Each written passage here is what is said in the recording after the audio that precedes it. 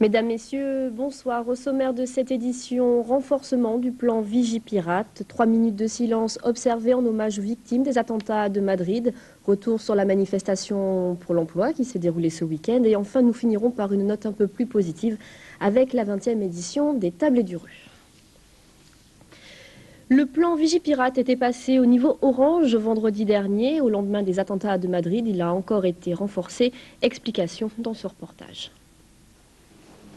La préfète avait réuni les responsables civils et militaires des 20 départements de la zone de défense ouest cet après-midi pour la mise en place de ces nouvelles mesures de sécurité. Des mesures Vigipirate rouges qui s'appliquent essentiellement au transport.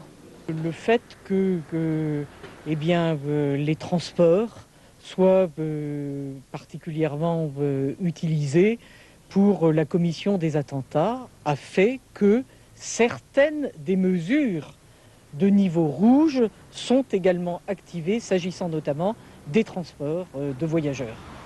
Résultat, bien que Vigipirate orange soit généralement appliqué, les ports, les aéroports, le métro et les gares font donc l'objet d'une attention encore plus soutenue.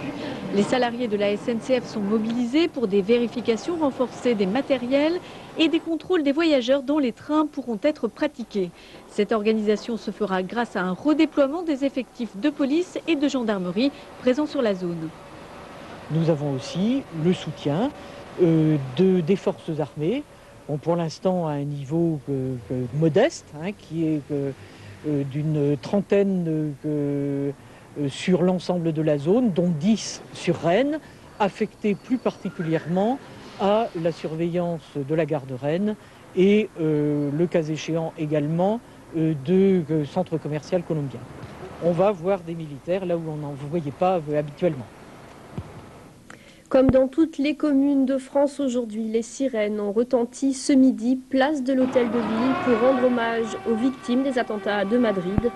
3 minutes de silence observées en plusieurs endroits de la ville, comme à la Maison de l'Europe, dans le métro ou encore à l'université de Rennes 2, université où l'émotion et la douleur étaient les plus perceptibles.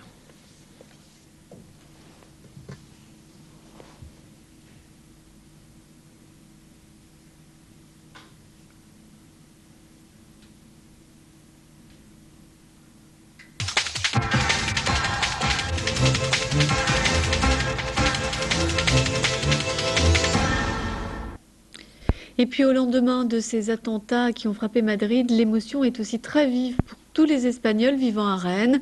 Un rassemblement silencieux était organisé cet après-midi. Philippe Berthoud. Face au terrible bilan de 198 morts et 1400 blessés, tous les Espagnols de Rennes étaient invités cet après-midi place de la mairie.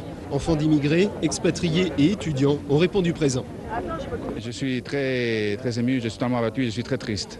Mais ça fait du bien de voir qu'il y a encore des gens qui ont un esprit de solidarité. C'est ce qu'on recherche pour essayer de trouver une voie de paix.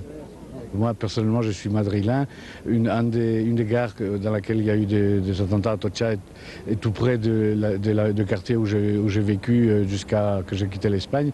Donc je suis d'autant plus touché personnellement par cette horreur, quoi. L'attentat de Lockerbie en Écosse constitue la plus importante attaque terroriste qu'a connue l'Europe. Des textes en français et en espagnol condamnant la barbarie ont été lus devant une grande chaîne humaine constituée en cercle de la paix. Et on s'est battu pour avoir des lois, qu'on puisse voter, s'exprimer. Tous ces gens-là qui veulent l'indépendance, ils peuvent s'exprimer avec les votes. On a cette chance-là. Eux, ils ne l'utilisent pas. C'est comme avec la terreur, en assassinant des pauvres travailleurs, des lycéens, des jeunes femmes, des personnes, des ouvriers. Et ça, je ne sais plus quoi vous dire. Si certains arboraient le crêpe noir en signe de deuil, la cérémonie s'est terminée par la tradition de la farine, les mains blanches pour symbole de la paix. Une tradition en Espagne, en souvenir d'un conseiller municipal assassiné il y a quelques années. Il s'appelait Ángel Blanco.